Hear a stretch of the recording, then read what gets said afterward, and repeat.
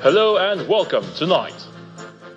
Former Vice President Atiku Abubakar, former Governor of Rivers State Rotimi Amechi, and former banker Mohammed Hayatuddin jostle for the ADC presidential ticket as party's presidential primaries hold nationwide. Former Education Minister Obi Ezekwesili, other rights activists are citizens to rise and protect the country's democracy from collapse. INEC appeals Federal High Court ruling nullify part of the election guidelines put in place by the Commission for the conduct of the 2027 general elections. And Iran says some progress has been reached in talks with the US, but the deal is not imminent. On sports news tonight, Italian Serie A giants AC Milan sack head coach Massimiliano Allegri and a host of senior club management after missing out on next season's Champions League. On business news, Nigeria's economic momentum eases with first quarter GDP growth slowing to 3.89%.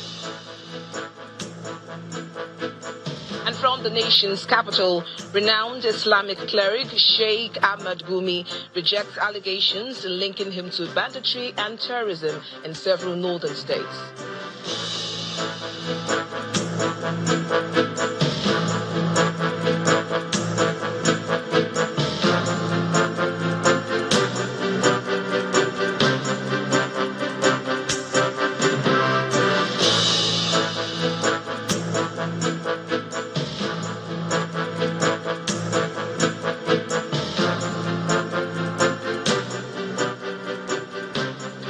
FCT Minister Nyesom Wike has reacted to the decision of the Rivers State Governor, Mr. Siminalayi Fubara, to withdraw from the governorship race.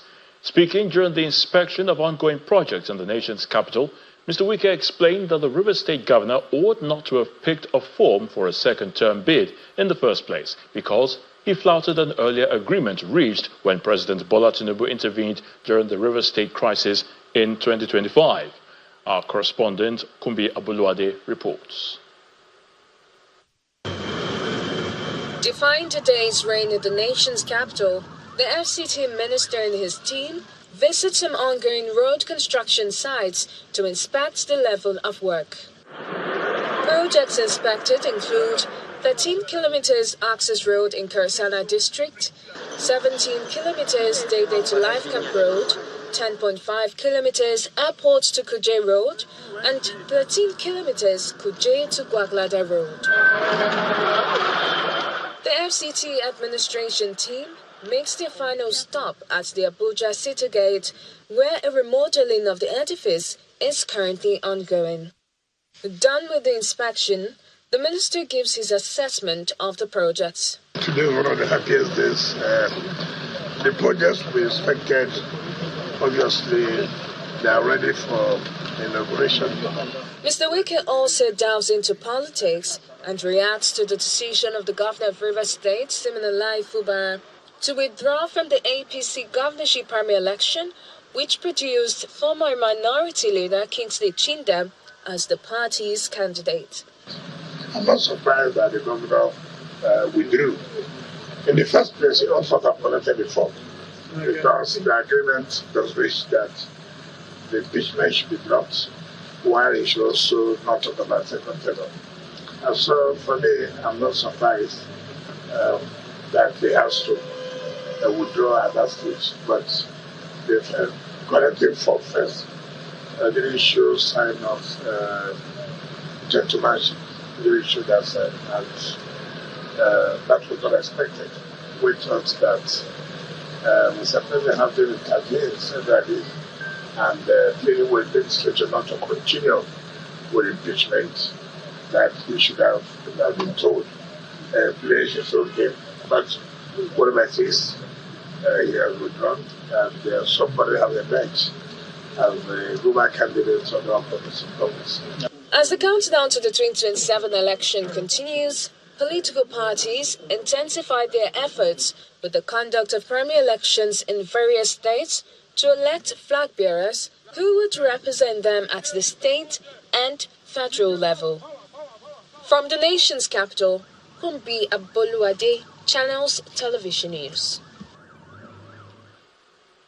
Former Minister of Education Obi Ezekwesili and rights activist Omoyele Sowore are asking citizens to rise and protect the country's democracy from collapse, as they describe recent political developments across the country as undemocratic.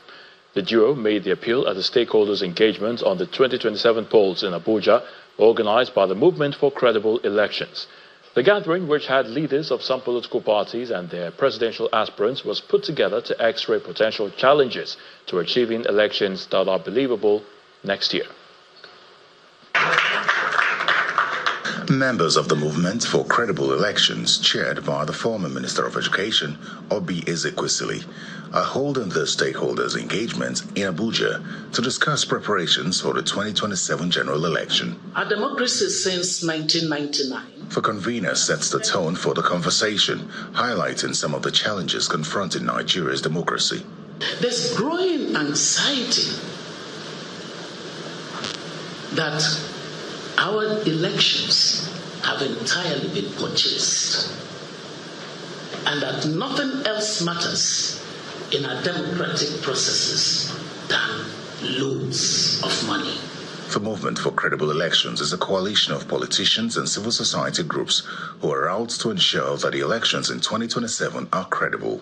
We cannot build a secured or stable Nigeria on a fractured democratic foundation.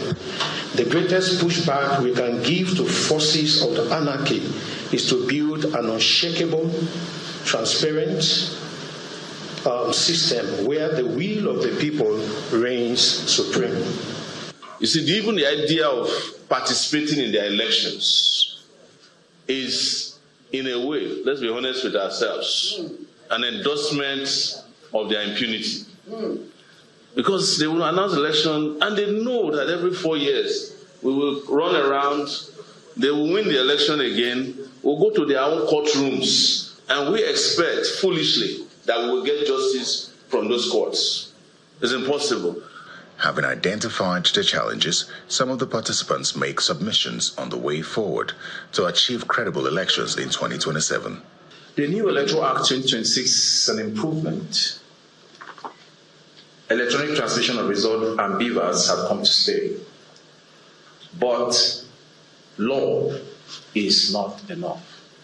My appeal, INEC should publish compliance checklists for all parties within 7 days. Parties that refuse to submit membership registers, hold world congresses, or comply with Section 84 should not be on the ballot. Why are we always having multiple parties have presidential candidates? Must everybody be a presidential candidate? Must everybody be a governor, a governor's aspirant? We cannot want to defeat the status quo by splitting into different groups. Nigeria's general election in 2027 is barely 8 months away, and many citizens hope that the exercise will be credible. Members of the Shekiri ethnic nationality have protested at the INEC headquarters in Abuja, asking the electoral umpire to revisit the delineation exercise it conducted last year. The demonstrators displayed placards with inscriptions alleging deliberate marginalization by the Electoral Commission. Meanwhile, members of the Jaw ethnic nationalities have also held a news conference in Delta State, commending INEC for the delineation exercise and asking for additional political wards to be created. Well, in part two after the break, INEC appeals Federal High Court ruling nullifying part of the election guidelines put in place by the Commission for the conduct of the 2027 general elections. Please stay with us.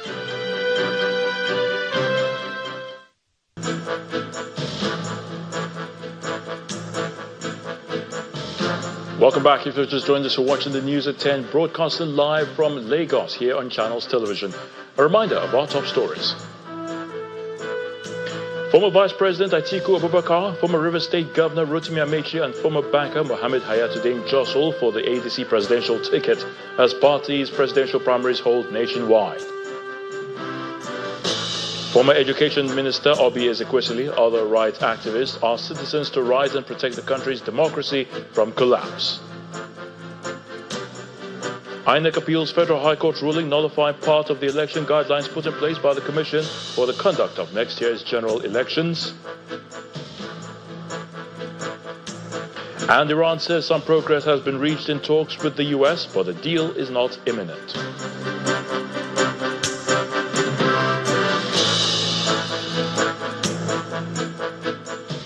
It's all about the race to the nation's seat of power, and the African Democratic Congress has begun its presidential primaries across the country with key contenders like former Vice President Atiku Abubakar, former Rivers State Governor Rotimi Amechi, and businessman Mohammed Hayatuddin participating.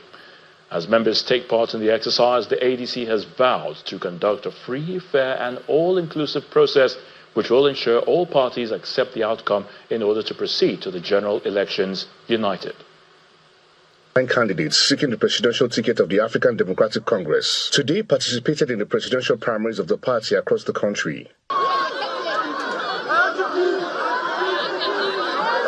Former Rivers State Governor Rotimi Amechi and businessman Mohammed Hayatuddin expressed confidence in the process and hopes that the exercise will be free, fair, and transparent. No result is out. I hope that the system will be transparent as it was in my village. If it's transparent, I will accept the result, because from the one all we agreed is that if the primary is free and fair, nobody is going anywhere. But where it is not free and fair, a lot of us will react. To work with him too? I've said, yeah, the answer is yes. But I said, if the process is not free and fair, we'll question the process. I would like to state categorically that I stand firm and resolute. I have not, by any means, dropped out of this campaign. I'm staying in, and I'm going to fight it to the finish. Those who are spreading these fabrications and lies should really be ashamed of themselves. For former Vice President Atiku Abubakar, who cast his vote in the Ajia Ward polling unit in Yola North local government area of Adamawa State, the ADC is the only alternative to Nigeria's problems. We are confident that we don't have any issue that will hinder us from carrying out our activities at all. My message to Nigerians is for them to elect ADC into office, because any attempt to vote any other party will end in a disaster. The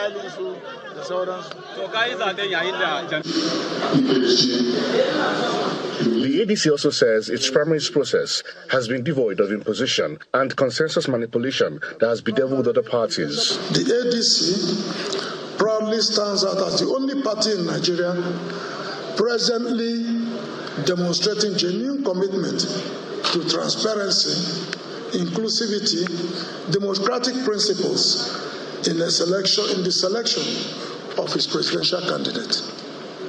Unlike the culture of impositions which has gripped our country, either through consensus manipulation or predetermined outcomes that have become the prevalent in contemporary political parties, the ADC has embraced a credible democratic process that gives every qualified aspirant, and indeed every Nigerian qualified citizen, an equal opportunity to present their vision and earn the support of members of the party across the country. The result of the primaries is expected in the next 24 hours.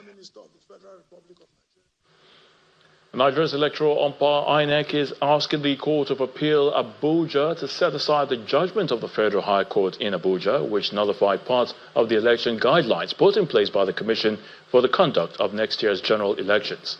In a motion on notice attached to the appeal, INEC prayed the court for an order staying the execution and or further execution of the judgment of the High Court delivered on May the 20th this year, pending the hearing and determination of the appeal it filed against the judgment at the Court of Appeal.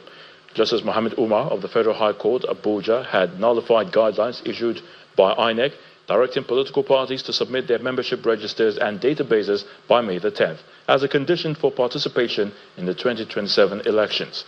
A political party, that's the Youth Party, had filed a suit challenging the legality of the Electoral Body's directive. Now, the court said in its judgment that INEC could not lawfully shorten the timeline already provided under Section 29(1) of the Electoral Act 2026 for the submission of party membership records and candidates' particulars. But in the appeal filed by INEC through its counsel, Alex Zinho, the Electoral Body prayed the court to set aside the judgment, and they also asked the appellate court to stay the execution of the judgment as well. He said the judgment of the trial court is against the weight of evidence placed before it, and therefore prayed the court for an order allowing the appeal and setting aside the judgment delivered by the trial court. He also prayed for an order of the court striking out the suit as the respondent lacks the locus standi to institute and maintain same, describing the suit as being academic. In the PDP governorship primaries, a former member of the House of Representatives, Ibrahim Shehu, has emerged as the governorship candidate of the party in Zamfara State, while Mr. Morris Vunobolki has emerged as the governorship candidate in Adamawa State.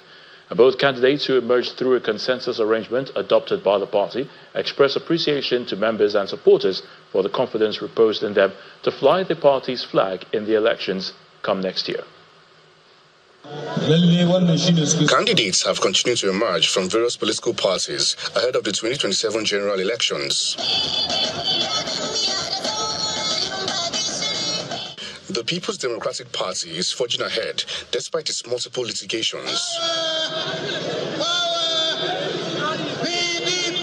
In Zamfara, party members in a consensus arrangement endorsed the candidature of a former federal lawmaker. The people of Zamfara are very, very, very close to my heart, that I feel a lot has to be done to upgrade their lives. Starting from the insecurity incidences happening, the current government came on board with the promise that insecurity will be tackled. You are all witnesses.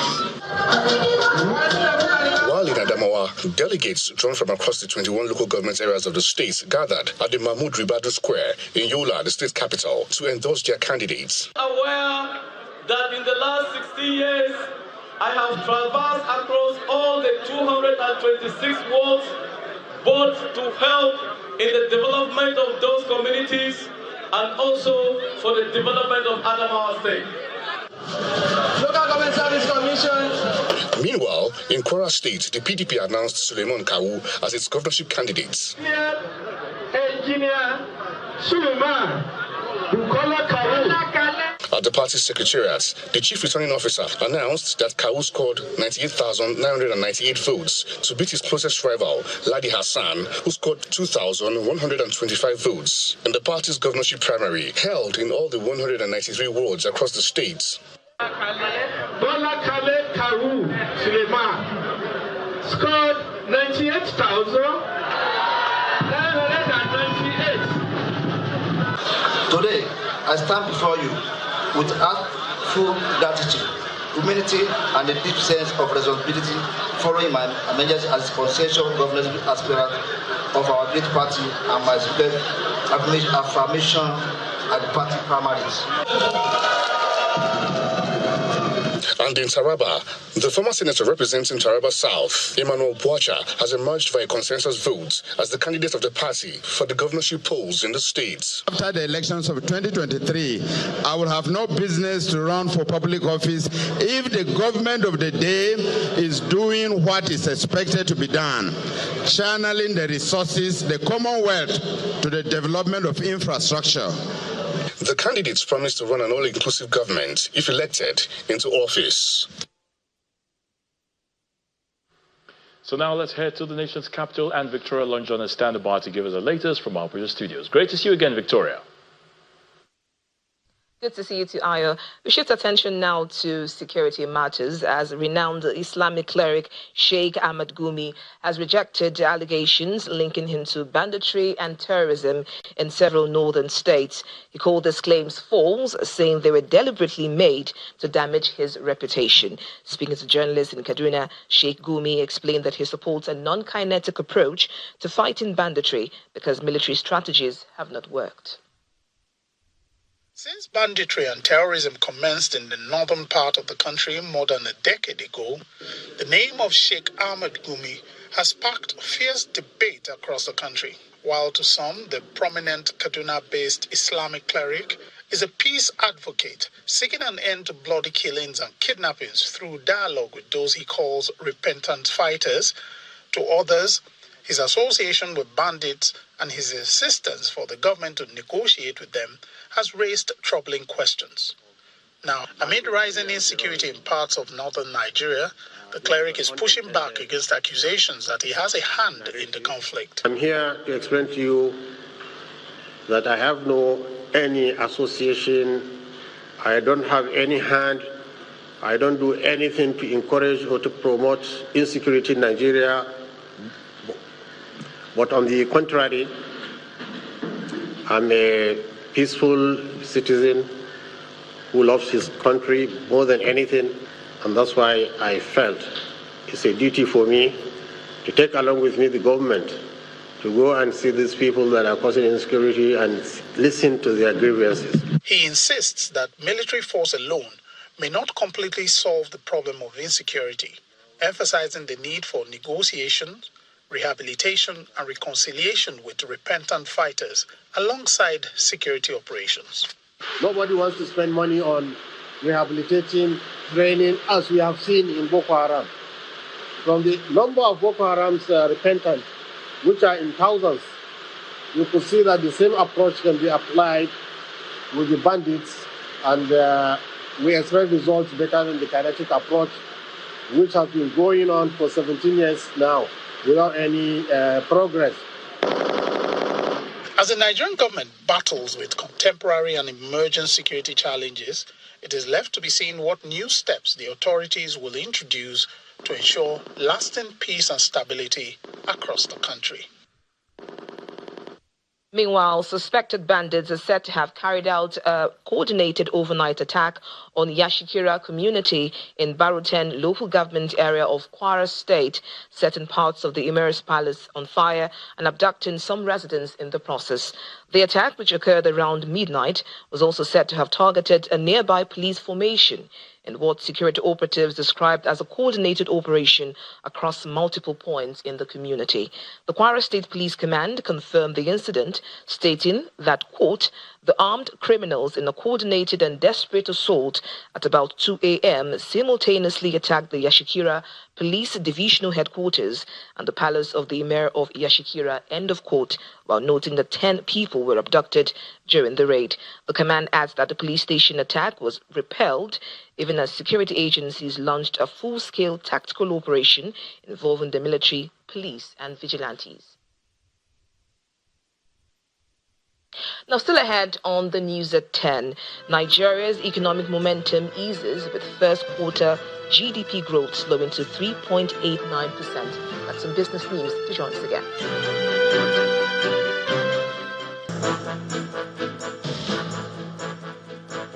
Welcome back to the news at 10, to company news now. As part of efforts to curb the surge in crime in the Ikorodu area of Lagos State, the police command has launched a joint security intervention in the community. Speaking on the operation, codenamed Command Sweepers Squad, the Commissioner of Police Lagos Command, Mr. Tijani Fatai, explains that the special tactical security outfit will collaborate to tackle crime and restore public confidence within the. And the Diageo Learning for Life 2026 graduation ceremony has held in Lagos, organized by Diageo Nigeria in partnership with Celebrate Life, the Ministry of Employment and Wealth Creation, and the Lagos State Employment Trust Fund. The flagship skills development initiative is designed to empower individuals with the training and tools they need to succeed in Nigeria's hospitality and business sectors.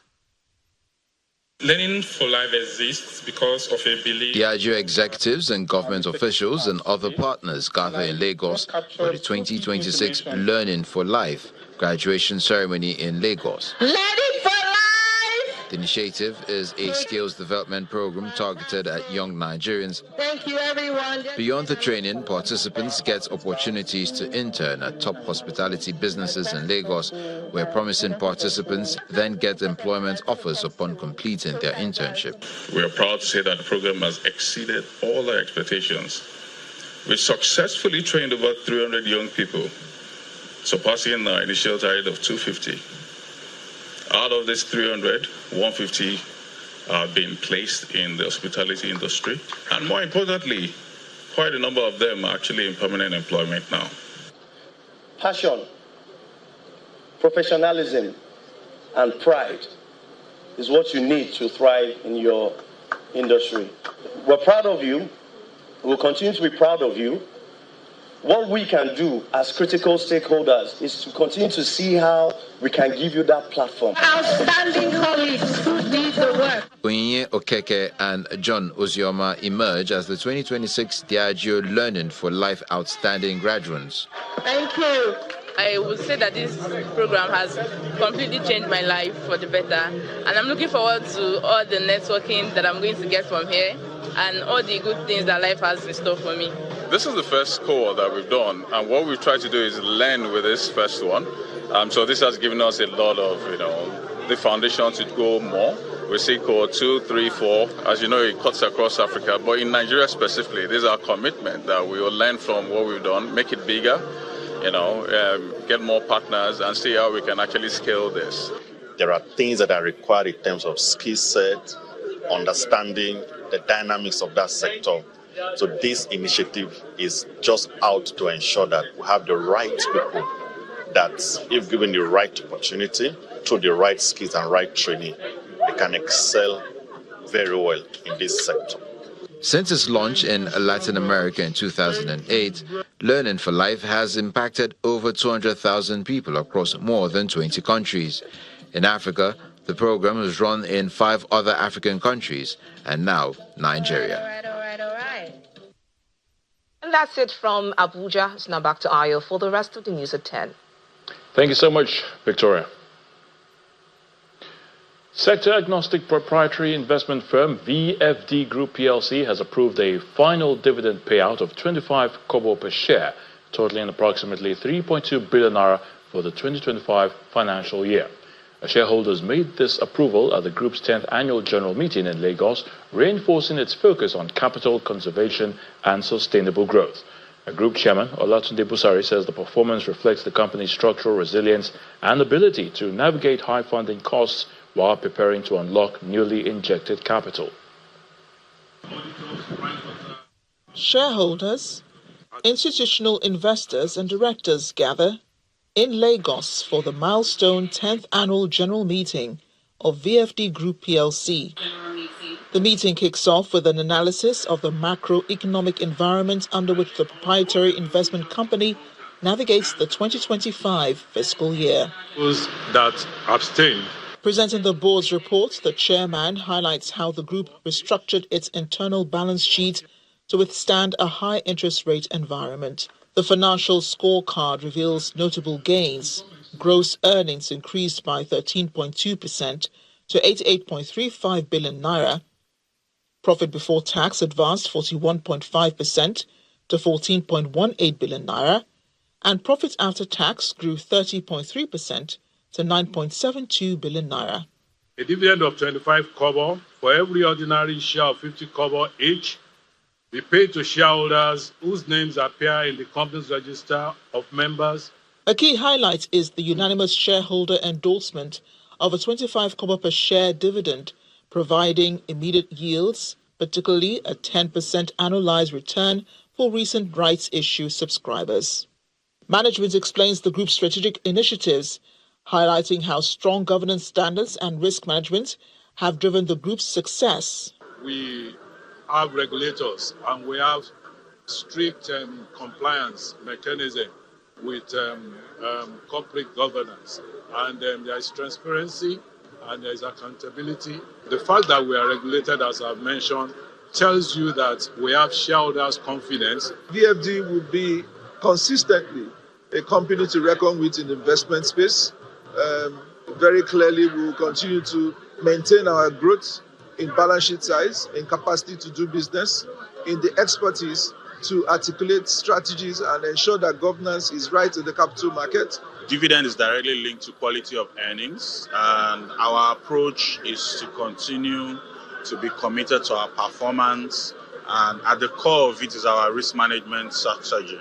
For shareholders, capital appreciation and the maximization of dividend returns remain their primary focus as they maintain strong confidence in the growth trajectory of VFD Group. Capital appreciation and secondly, dividend. You see some companies cannot afford to pay dividend this year in one reason or the other, but VFD Group still pay a final dividend of 25 kobo.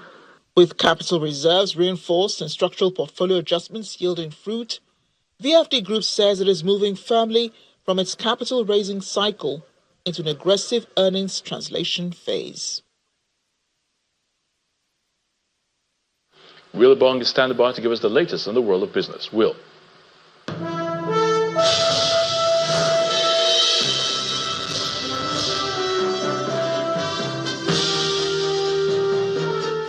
Thank you, Ayotunde. We begin with Nigeria's economic growth, which slowed slightly in the first quarter of 2026, with the gross domestic product expanding by 3.89% year-on-year, according to the National Bureau of Statistics. Now, the figure is lower than the 4.07% recorded in the fourth quarter of 2025, although it remains stronger than the 3.13% growth posted in the corresponding period last year.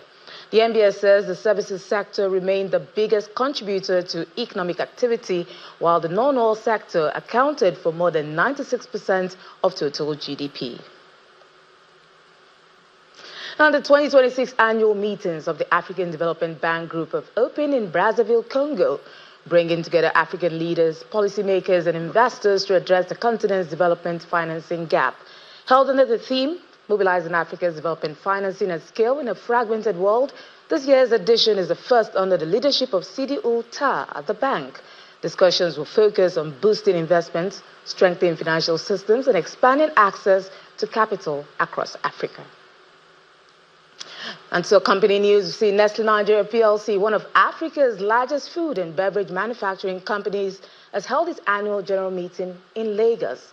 The gathering was attended by the management, shareholders, other stakeholders, as well as staff of the organization. The management says sustained profitability was a result of unwavering focus on fundamentals anchored on the delivery of value for all stakeholders.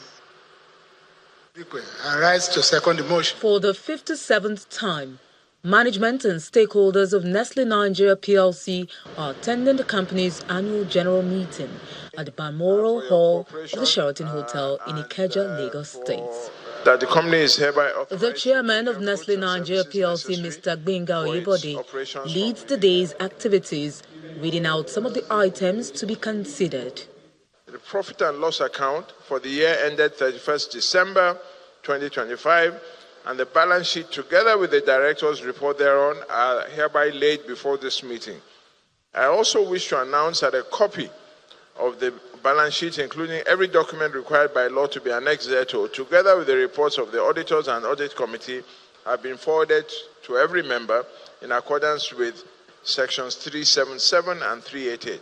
Next, the managing director and chief executive officer of Nestle Nigeria PLC seizes the opportunity to clear the air about some of the company's products. In Nigeria, our formula and growing up milks come without any added sugar. As for our cereals, recipes vary worldwide, and our focus is the fortification in vitamins and iron.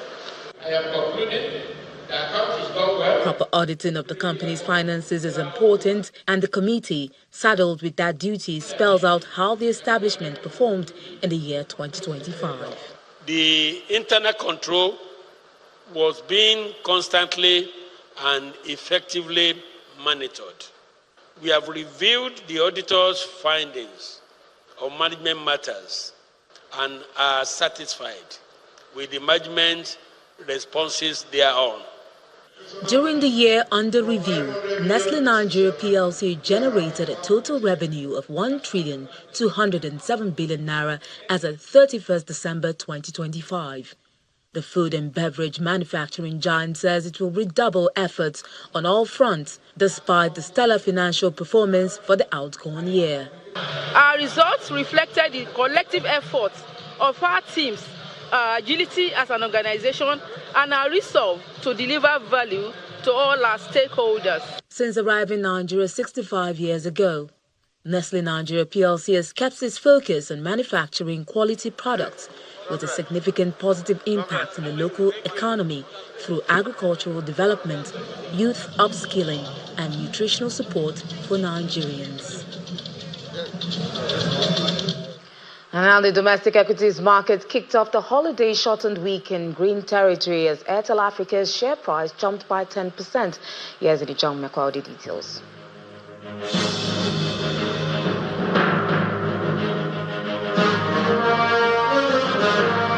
Good evening, everyone. Welcome to the stock market report. Although negative at intraday, the market quickly recovered and even got up to 1.01 trillion naira at the close of trade, and that has brought the oil share up 251,126.02, and it's green, obviously, more than 0.5%.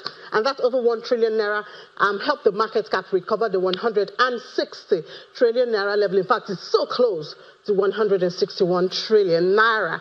Major driver of this sentiment today is Airtel. We know that last week they resumed their buyback program. That's Airtel, and so that has helped them. Today, it's gained 10% to close at 3,655 naira 70 kobo. Tantalizers is also on the list, almost 10%, as well as Sovereign Insurance. On the flip side today, of course, we have Zikis. Zikis has been enjoying some positive sentiment, so I guess it's time to take some profit. So we see it today losing almost 10%, and TIP, and then FTN Cocoa.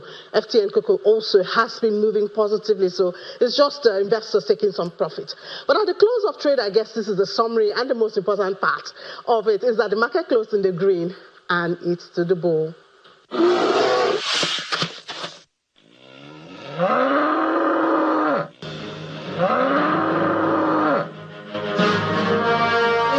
And that's business news. I'm Will Ibang. Is back to Ayo for more on the news at 10.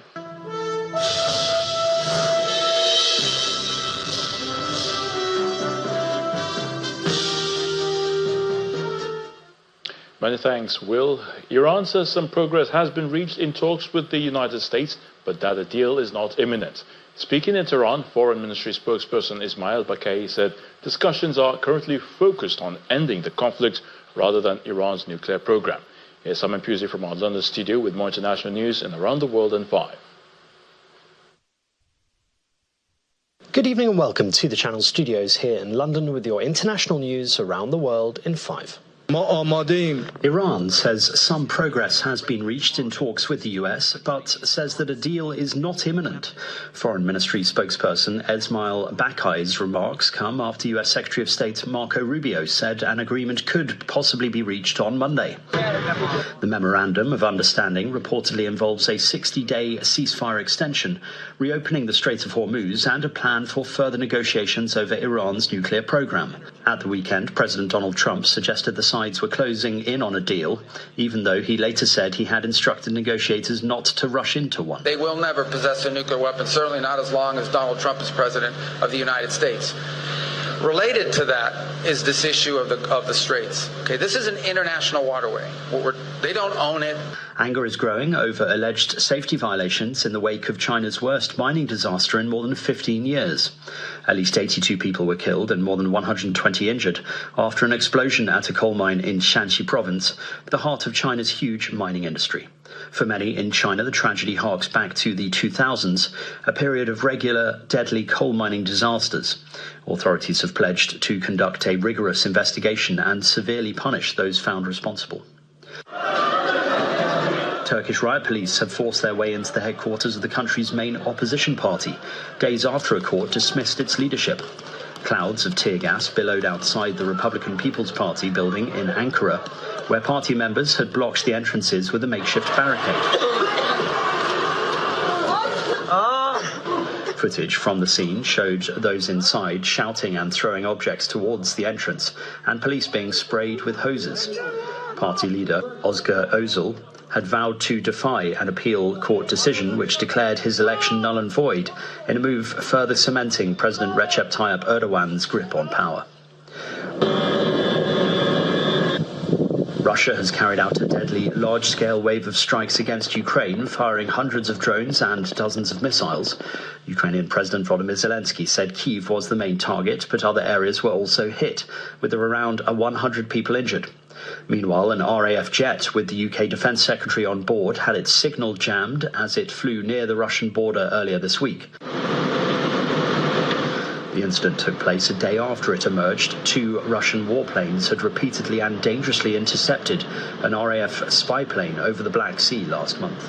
Former SNP Chief Executive Peter Murrell has admitted embezzling more than £400,000 from the party.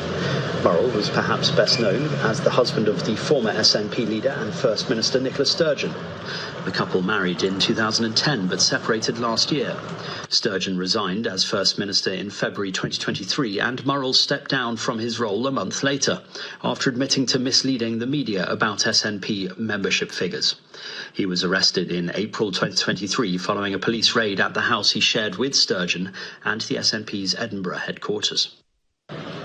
Greece's Christian Golomeev was the only athlete to beat a world record in the controversial Enhanced Games in Las Vegas. The 32-year-old clocked 20.81 seconds in the men's 50-metre freestyle, eclipsing Australian Cameron McAvoy's 20.88, which he set in March. Stroke for stroke, proud, Golomeev, proud world record, 24! But Golomeev's time will not be recognised by official authorities. The competition over the weekend featured events in athletics, weightlifting and swimming, with athletes allowed to take performance-enhancing drugs. World Aquatics has condemned the event as a circus built on shortcuts. Golomeev was rewarded by the Enhanced Games organisers with $250,000 for winning and a $1 million bonus for the unofficial record. And a German YouTuber has retained his title as Gloucestershire cheese rolling champion for the third year in a row. Tom Kopka, known online as Tuleko, beat local competitor and Guinness World Record holder Chris Anderson in the first race of the annual event on Cooper's Hill in Brockworth. Thousands of people gathered in the baking heat to watch competitors from all over the world chase a 3-kilogram wheel of double Gloucestershire cheese, which can reach speeds of up to 70 miles per hour. There were 7 races in total, with each winner taking home a wheel of cheese. And that's your international news around the world in 5. Now back to the Channel studios in Lagos. Many thanks, Simon. Welcome to Sports News. President Bola Tinubu has congratulated Enugu Rangers on winning the Nigeria Premier Football League title for a record-equaling 9th time, commending the Flying Antelopes for finishing top of the 2025-26 season with 68 points from 38 games. In a statement signed by a Special Advisor on Information and Strategy, Bayo Ononuga, the President highlighted the team's historic legacy in Nigerian and African football. The President also linked the club's latest success to governance efforts in Enugu State, commending Governor Peter Mbah for supporting sports development. He then wished both Rangers and Rivers United success as they represent Nigeria in next season's CAF Champions League.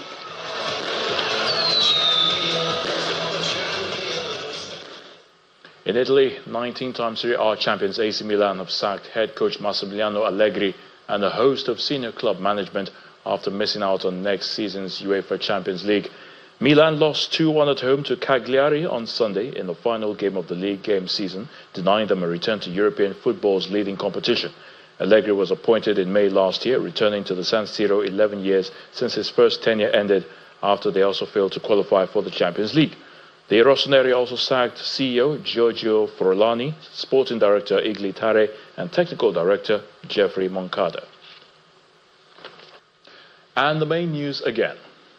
A former Vice President Atiku Abubakar, former Rivers State Governor Rotimi Amechi, and a former banker Mohammed Hayatuddin have participated in the ADC presidential ticket as the party's presidential primaries held nationwide. Former Education Minister Obieze Ekwesili, other rights activists have asked citizens to rise and protect the country's democracy from collapse. And Iran says some progress has been reached in talks with the United States, but a deal isn't imminent yet.